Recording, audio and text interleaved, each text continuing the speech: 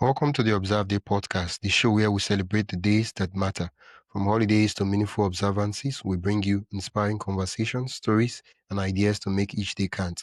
Whether it's raising awareness, learning something new, or simply sparking joy, this is your space to explore the calendar in a whole new way. I'm your host, Wisdom Okonkwo, and I'm excited to share today's observance with you. Let's dive in. Caroline Sangal is a scientist turned career strategy who helps professionals redefine success on their own terms. With a PhD in polymer science and a background in executive recruiting, Caroline has guided countless professionals towards careers that align with who they are, not just what they do. As the founder of Nest Success, she helps high achievers move from burnout and uncertainty into clarity and fulfillment through a science-backed Nest Success method which blends data, mindset, and purpose. She's also the host of the Your Next Success podcast, where she normalizes career questioning and reinvention. In celebration of National Career Development Month, Caroline joins us to share how to find authentic success, navigate transitions, and build a career that truly fits the life you want. Welcome to the podcast, Caroline. Thank you, Wisdom. I'm so excited to be here. Yeah. What does this month, National Career Development Month, mean to you personally? Why do you think it's important for professionals to pause and evaluate their path? I think it's just everything else has a month, right? We have holidays, we have celebrations, we have things, and our careers help fuel the life that we want, right? We can get money, we can have resources from that, we can share our gifts and talents with the world through those things. Why not have a month for that as well? So I'm very thankful that there is a month where we can. I don't think it's very widely known, honestly. It's not widely known at all. However, let's celebrate that there is a month dedicated of how can we use our own gifts and talents in our work. That's an amazing thing, and it's worth celebrating. So thank you for the opportunity to do this. Yeah, wow, my pleasure. You often say success doesn't always feel like success. Can you explain what that means and why it's such a common experience among high achievers today? Absolutely. Ha- Have you ever wondered, like, is this it? Like you're doing something and maybe you're doing it well. Maybe you're getting the achievement or the money or the something, some award, and the minute that you get it, you're like, really? I mean, I thought it was going to be a little better than that, right? Or you're going to work and maybe you have an impressive title. Maybe you have important things that you're doing in the work and it sounds great. But inside you're starting to doubt and you're like, seriously? Frickin' seriously? Seriously, like I don't care the title. I don't care the money. Sometimes it comes to that point where external to yourself, you are meeting somebody's definition of success. Whether that's a title, whether that's a salary, whether that's a location, somebody thinks you are doing that well, and maybe you are by some metric. But inside, if when you come home from working, are you being the person you wanted to be for those people that you live with? Are they seeing your joy? Are they seeing your gifts and talents? Or are they seeing you completely stressed, burnt out, checked out? Whether you're scrolling social media, whether you're drinking something too much or eating something too much, or just sleeping or ignoring those people in your home that you say are your greatest relationships? Are they getting the best of you or are they getting the worst of you? It's such an important thing for people to understand and people to realize. I've had several phases of my career never did I ever think this would be what I'm doing, but lo and behold, this is what I absolutely was made for. This is what every challenge that I have gone through has been on purpose so that I can help others to maybe not have the same problems I did, maybe not have the struggles, but maybe actually spend their life living, right? Wow. We weren't made here. We have a vocation. We were made on purpose for a purpose only we can do. All the gifts and talents have been poured into us for a reason, for a reason. So if you've ever been in a job where somebody's saying you're too much, you're too this, you're too that, you need to become better, you need to conform into this mold of something else. Well, that in itself is helping you realize, okay, maybe that's not your place. You can have a place for a season, but you have gifts for a reason. Hmm. For a reason. If they're not being Oh, celebrated where you are, then perhaps it's time to start planning, noticing, and dreaming of what would you love your next success to look like. oh, And first that so next success, so that's what I called my company, Next Success. Why? Because wherever someone is in this moment, you are already a success because you oh, got to today. But what would you like your next success to be? And if somebody else is defining somebody and they're not recognizing the beauty, the gifts, the talents, the amazing awesomeness of that human in front of them, who are they? Who are they? Because here's the thing. Every blade of grass, every tree, every flower, every creature was made for our earth on purpose for a purpose only it can do. And the same, whether you want to, I know it's for me, it's definitely God, right? So whatever your God is, whatever your universe, whatever somebody's belief is, the point is look around at the beauty of all the great things. yeah. And the same creator that felt the prettiest flower was necessary, the most tallest tree, the tallest mountain, the hills, every single thing on the earth also decided you were necessary and so important to be in this world right now. You were made for this time, for this day, for this purpose. And if your life is not being fueled, if you're not like loving it, this is a sign and an opportunity for you to pause, assess, and plan what would you love to do next. Wow. A lot of insightful quotes just dropping. One of the things you said is you were made on purpose for a purpose. And I was like, wow, that's deep. It's deep and it's true, right? Yeah. And it's true because you feel it. You feel it in your body. You feel in your environment. And this isn't like woo woo, but this is like the reality. You can go in, let's say somebody's looking for a place to live. And perhaps you walk in one or two or three homes or apartments or whatever flats, whatever the case they may be. And you go in some and you're like, I mean, okay, how much is it? Right. And then you go into another and you're like, oh, I could see myself walking in this door. Yeah. Oh, this feels a little like home. This feels like home. This feels good. And because that truth of that place was prepared for you is there. And even in our lives, if you're not feeling like you're in a place where that place was prepared for you, hold on. There's something better. There's something ready and waiting for you. You have to be brave enough to admit that your purpose lies beyond your current scope, beyond your comfort zone of where you are now. And you need to get uncomfortable because everything you want is on the other side of what's comfortable. Yeah. Wow. The nest success method. Before we dive deeper into the nest success method, I'd love to know the story behind the nest success method. And when I say the story behind the nest success method, I'm actually talking about your own story. You know, you have an impressive background in science and recruiting. Like you've gone ahead to do PhD in polymer science, Yes. and also you know you have experience in recruiting. Before we dive deeper, I'd love to invite you to join the Observe Day newsletter. Every week, I send you highlights of upcoming observances, creative ways to celebrate, and behind the scenes extras from the shows. It's the perfect way to stay inspired and never miss a meaningful moment. Sign up today at observeday.com/join. That is observeday.com/join.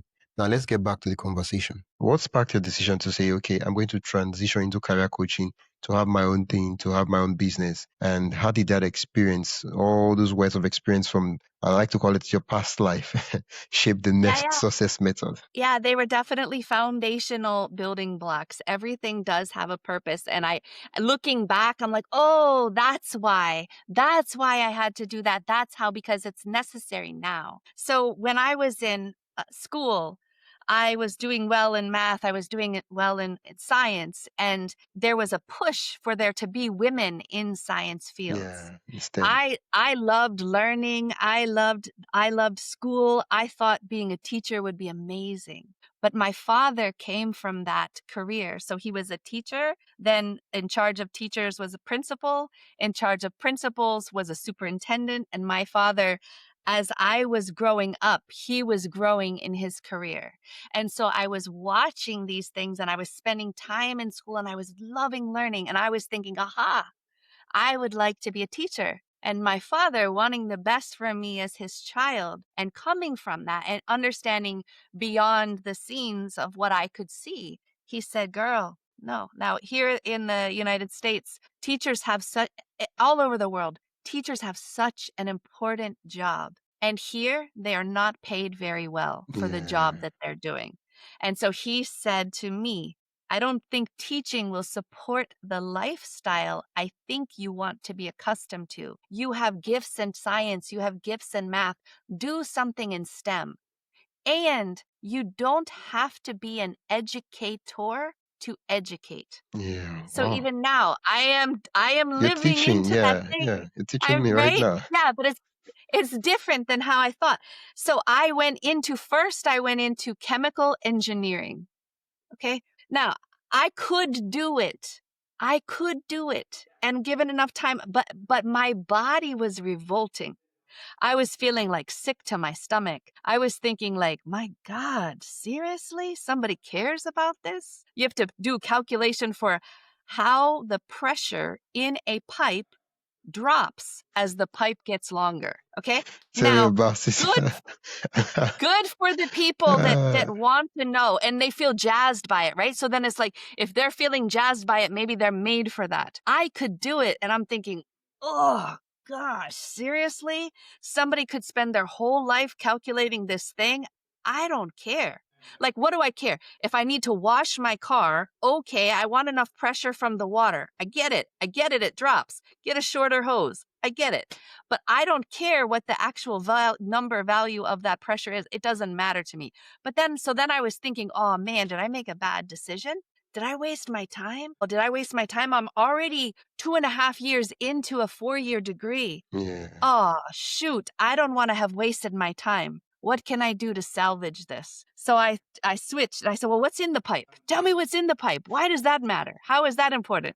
So I switched from chemical engineering to chemistry. But I also saw that the engineering program had very well developed career development where somebody could go to school and then go to work for a semester and then go to school for a semester and then work in school. And by the time they got their bachelor's degree, they already had at least a solid year of work experience. Yeah. Well, I was switching from engineering to chemistry, but I wanted the work experience. So I'm going to make it happen. And then I called local companies. I found out I was proactive and they were receptive and responsive and I got a job. But even then, I like 19, 20-year-old self, what I did also, in addition to doing my job there, I went around and interviewed people. And I was looking around and I said, help me understand. What is your education? What have you done? How did you get from then to now? What do you love to do? What advice do you have from where you are now to where I am now? What advice would you have for me? What could I be doing? Should I be doing? So even then, I had this desire to want to help understand people's careers, their decisions, and all of that. I was very fortunate. My boss's boss at that time was a lady. This was in like 1996. So the fact that women in science was not a big thing, women in chemical industry, not such a big thing. Yeah. They might have been the secretary or the shipping person or deliver your mail, but not somebody who actually technically in Runs a the team. technical role. Yeah. But my boss's boss was a lady, and she says to me, one day she took me. I didn't know even what this room was, but in this company, this room had a beautiful wood table, really fancy like leather chairs, phenomenal artwork on the sides. And I'm like, wow, like this room exists in this building? What is this? It was the boardroom. She brought me into the boardroom and she had a conversation about me. and my career. And she laid out two paths, and she's saying you could be technical or you could go on the business route. And here's what you should Yeah. consider. But you should get your PhD. Like, what? Like, what? But I'm also looking around, and as I was interviewing all those people, I was noticing the people that had the bachelor's degrees were not doing what I thought would be fun for a lifetime. They were carrying out somebody else's idea. They were doing experiments. And while I liked that, I wanted more. And so I thought, okay, well, I'm young and I don't have any family. I don't have any serious relationship. I guess this is a good time. So I went and I got my PhD, and I was very, very fortunate that because I was good grades, woman, and in the university I was in, it's in Akron, Ohio. That is known as the rubber capital of the world. So I got my undergrad degree there, and that also has one of the top programs in the entire world for polymer science. Wow. So the company I worked for was doing a cross between plastic and rubber, and I'm like, well, this is pretty neat. And so I get my PhD, and I'm also realizing that some of the people in my program are different than me, maybe more introverted, maybe not able to communicate as well. And so I'm thinking, aha, here it is. I will communicate with these people who are so smart, but not able to get their message and their brilliance across. That's what I'll do. That'll be my thing. So I want to learn all these techniques, but so that I could become some different, greater position. And I'm thinking like, oh, I'm going to be CEO someday because it's possible with the Yeah. PhD, right? I graduate, I go to work, and I start working. This is crazy. You wouldn't think this by meeting me, but I actually studied rubber, how cracks start, grow, and how materials fail. Wow. Okay. So I know, right? But alas, I did it. Okay. I did it. I did it really, really well. I even had a fellowship only one person in all of North America got. I got that. So they paid for my Wow. school. They gave me money. I was very fortunate to have that. So I studied cracks starting, growing, things failing. But it wasn't so that I'm breaking things. It was actually so that I could design a material and make it stronger. Yeah. Now, decades later, I'm doing that with people. I know where cracks start. I know how they grow. I know how they can break you, and I know how to make you stronger. So I go to work, and I'm doing again cracks growing, but this time it was structural adhesives for metal bonding car parts. Woo! Okay, I did it. I developed new fatigue and fracture test methods. I had two technicians working for me. I developed some adhesives that sold multi-million dollars in the first 6 months. But I can't tell you what happened after that because I was laid off. Me, my two technicians, 297 other people, in one moment was a business decision where we were no longer needed. And that hit me so hard because I'm like, don't you know who I am? I was so like ego driven, and I'm thinking, wait a minute. I had these external values of success. I had these good grades. I had that fellowship. I got this job. I made this multi-million dollar sales of this product that I did. I Yeah. made the fatigue and fracture test methods, and I'm on the list. Also, at the same time, I was pregnant with our second child. And so I'm like, well, what the heck? Oh. I could be able to go get a job, but with a big old pregnant belly, I just didn't feel right. I didn't be like, oh, by the way, this is happening. Yeah. And my first child was emergency C-section. So my second child for sure is going to be emergency C-section. So go ahead and hire me, and I'm going to need a few months off. Like I couldn't do it. So I thought, well, in one hand, I had been praying. I hear this, be careful what you pray for. You're going to get it. So I had been wanting to be able to be more present with my children because even when I was working with my older son, by the time I drove to worked, came home, I missed it. He was getting ready for bath time and then bedtime. And all those hours I was gone, Oh. I was thinking like, how is my kid going to know me? How is my kid going to know who created him if I'm not able to give that knowledge to help him come to know, love, and serve? So I was having this thing. Next thing you know, I'm laid off. And while I was in that meeting, I felt this hug. I felt a hug.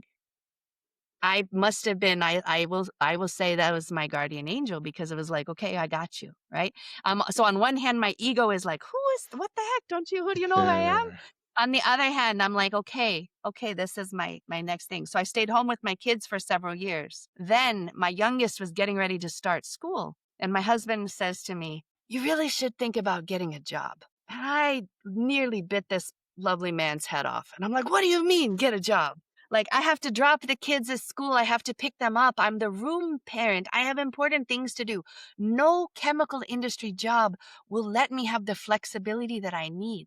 I'm not a computer scientist. I can't work from home. What are Yeah. you thinking?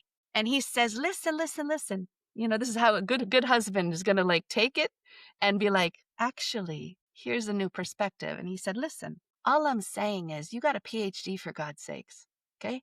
And if somebody ever talks to you about a job, don't tell them what you can't do. Don't tell them what you won't do. Tell them what you can do. Tell them what you will do. A couple days later, my kid is now in school and I have a bit of time that no kids at home, right? And I'm thinking, aha, first I'm like, this is going to be the time for me. I'm going to work out and I'm going to walk and I'm going to get all healthy. It's going to be great. I get a phone call and it's from a recruiter trying to help me go join my former company's main competitor. Okay, I could do the work, right? I could do it. It would require us to move. And because my husband originally came to the United States from India, he came when he was 11 years old. His mother and father are here. His sisters are here. At that time, they were all located within 15 minutes of us. Yeah. And we have kids and we have this vision of our kids growing up with cousins. So I said, no, I'm so sorry. Thank you for thinking of me. You are right. I could do that job. But no, it's not going to support the lifestyle I'm accustomed to. So Oh. now I'm bringing my father's perspective. And then I said, but hey, where are you calling from? So I flipped this call. Wisdom, that particular company that worked globally all across the world for the chemical industry, finding the right people for specific company positions, their physical location was not even 10 minutes from Wow. my home. Wow. So now here is this job made for me before I knew I was made for it. And I chose, okay, let me come to know. I can use my knowledge. I can use my education. I can use my experience. I can use my understanding of pressure dropping through a pipe and how a chemical engineer is different than a chemist and all of those people that I interviewed while I was working at that job and understanding their roles, their functions, all the things. Now I have a use for it. And all the people that I worked at with during my time as a scientist and commercializing products and all of that, I understand intimately product development and commercialization. Wow. And now I can use that and I could help people align people with careers and I could help their lives be better, their families be better. And I'm like, this is it, man. This is amazing. And I chose 100% commission only. So I had flexibility and I could choose where to be. I could say, nah, I'm sorry. I'm not coming in because I'm completely taking a chance on my time. And it was great until it wasn't. See, they had this award. They said pace setter. Okay, so you dangle something in front of me, I want to go get it, right? I don't even know what pace setter is, but it sounds good. So they said it was global top 2% performance of the entire network of recruiters beyond just chemical industry, but all over the world, recruiters from this particular training, this particular franchise. And I thought, aha, I'm going to get to pace setter. Because pace setter, you got extra money and you got a vacation. Oh, I want the vacation. I want to go to Hawaii. I want to go to Costa Rica. I want to go to these places. And so I did it and I achieved it. But the times that those trips happened were like February. And I have young children in school. My husband can't go because we can't both go. Yeah. My kids can't go because they're in school. They're in So now school, I'm yeah. going on a vacation by myself. What kind of vacation? It doesn't matter where it is, but by yourself, that's not. And after you're like married and you have a family, like going on by yourself is a little bit not quite what you're wanting. Yeah. And I'm chasing this success and I'm helping people, okay? But I'm chasing success and my body is starting to feel the struggle. And I don't realize that this is what's connected. And I start having high blood pressure and I have one medicine and then two and then three. And I'm thinking, oh, it's just because I'm older, right? Like that's just what's happening as I'm aging. And then I developed an irregular heart rate. So I would just be sitting and my heart would start going 210 beats a minute. And I sound like I'm a lady about to give birth, but I'm not trying to give birth. And I'm terrified. And then I have to have a surgery to correct that, a cardiac ablation to correct that heart rate. And I'm scared. And yet, but I'm still going to do the chasing the success. And because I'm working with people who were top performers in their current role, the times I connect with them are nights and weekend. That's the same times my kids are available. But I'm like, shh, mommy's on a call. Shh, shh. That's not what I wanted. So around our 20th wedding anniversary, my husband says to me, hey, I'm scared, actually. I'm terrified. I'm like, what's going on? He's like, I'm really scared we're not going to have another anniversary. And I'm like, what the heck? Like, what is this? He said, well, you're literally killing yourself. And I know who you are, and you're not that. You're not being who you are. We're seeing the worst of you. You're chasing this stuff. You're getting these awards that, yes, that's good money, but none of that matters. If you're not here, it doesn't matter. And Wow. so I was like, That was a and so punch in the gut. huge punch, right? And I had been kind of thinking, because there were some things of this. I was working for a very small family owned company, but the reality is my last name wasn't that family. So even though I had reached this top level of success, my growth of what I could do was limited because I'm not that family. And I'm thinking, how am I going to get to be a CEO like this? What the heck? Right? And so my husband is telling me, look, you got to do something else. Figure it out. I don't care what it is. Figure it out. Figure it out. And I support you 100%. I'm like, what are you talking about? Like, we have a kid getting ready to go to college. How does this make sense? And he said, well, how does it make sense if he goes to college and you're not here? So I wait because I 100% commission only. I got to wait for all those checks to come in because the hell if I worked for free, So I wait, I get all that. And then I dive in and I start healing from things I didn't even know I had blocked. Because there was also this, in addition to this high performance that looks great on a resume, great in a LinkedIn, cool, it sounds good on an introduction. The reality is behind those health struggles, I was also weighed probably 40 pounds more than I weigh now. So I was like class 2 obesity, causing all this challenges. I'm eating my feelings. I'm not feeling my feelings. I'm just working so much until I'm exhausted, and then I can sleep. And then I wake up and I do it again and again and again and again.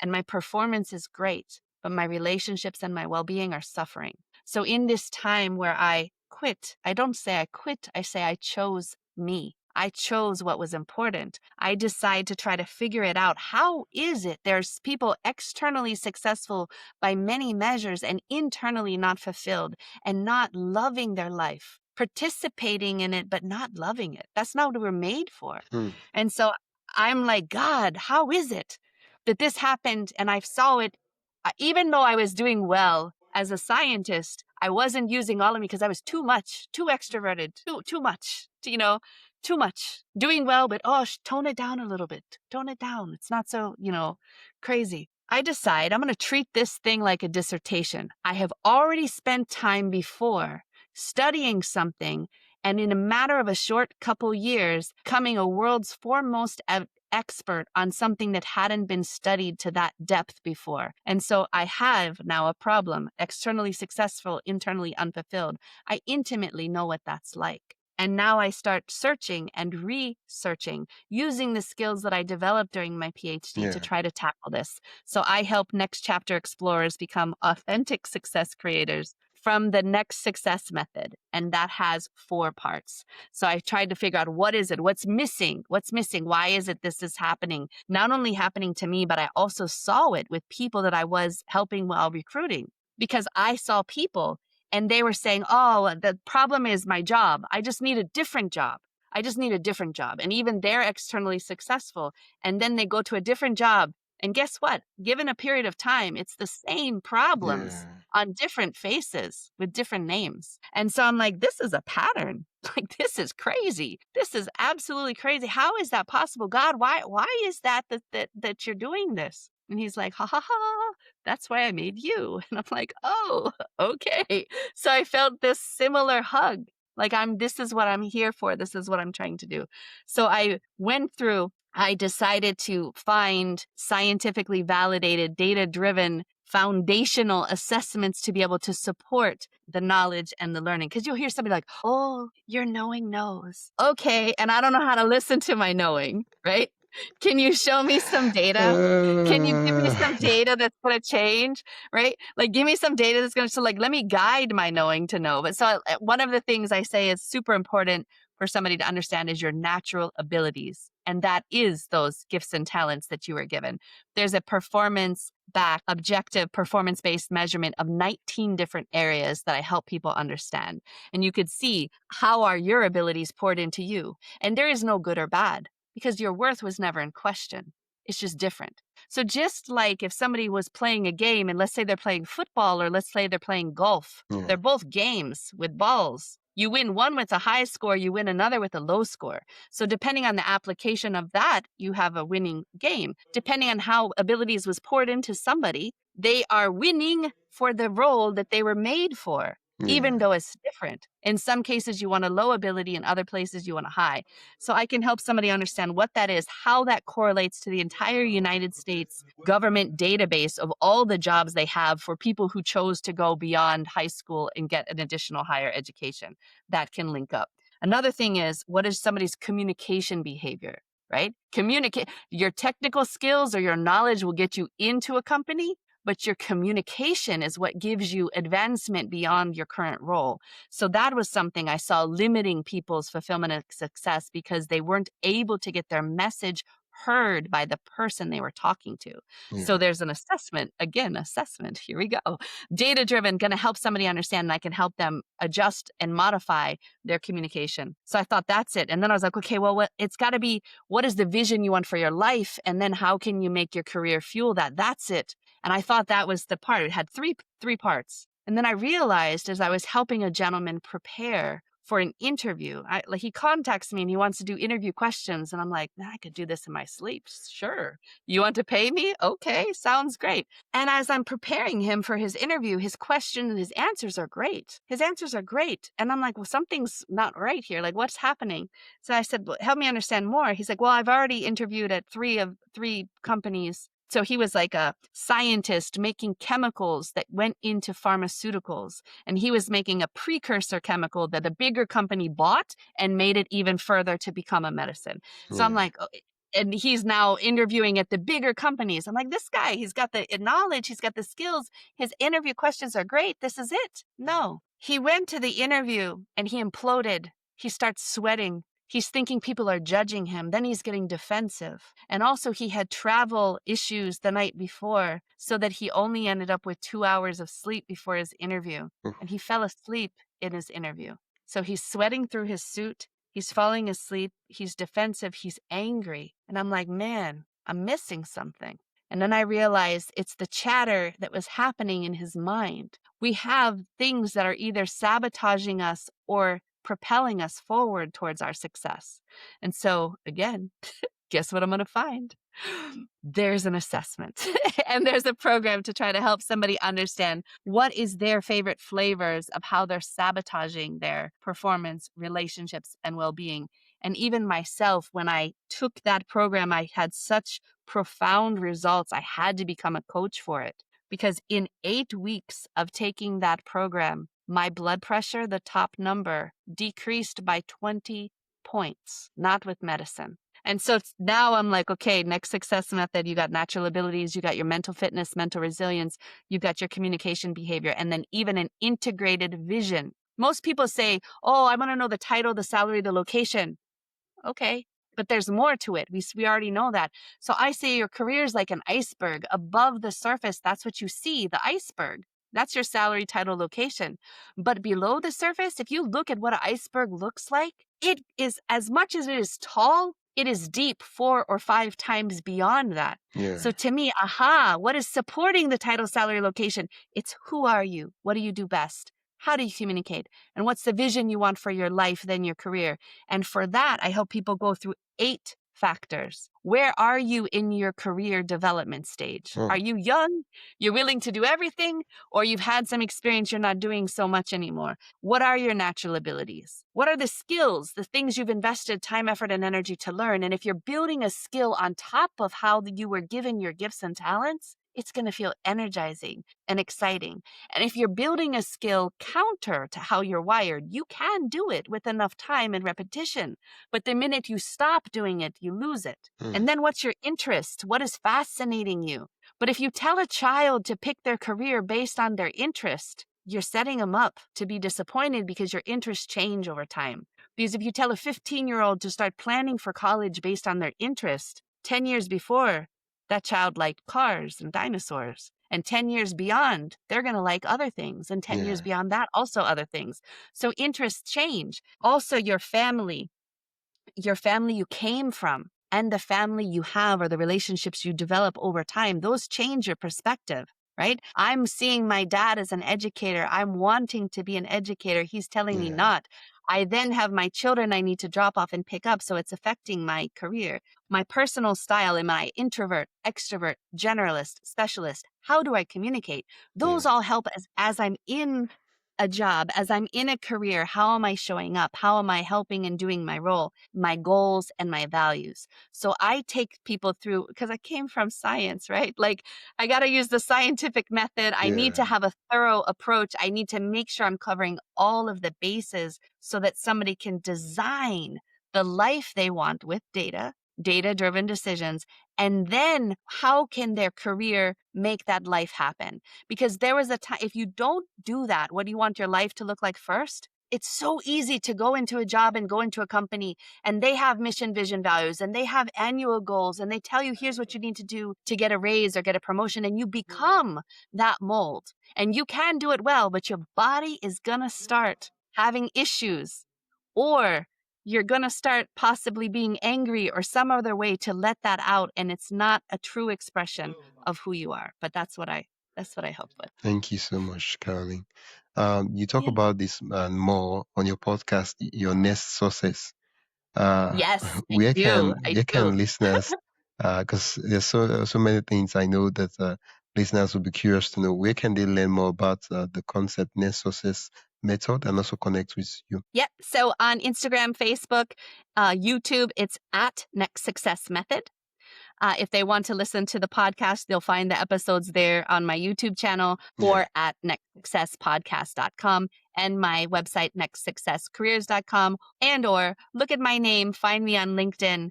I would absolutely love to have a conversation with anybody who could help. And also, you can put a link in the show notes of a free Navigating Career Transitions workbook that I made available to give somebody the ability to take action and start designing their own life and career vision. Wow. Thank you so much.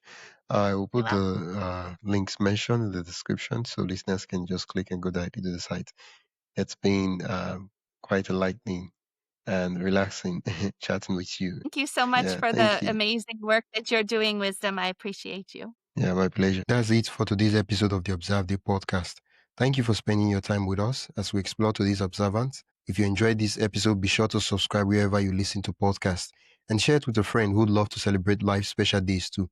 Don't forget to join the newsletter at observeday.com/join for more observance stories, tips, and updates. Until next time, keep finding meaning in every day.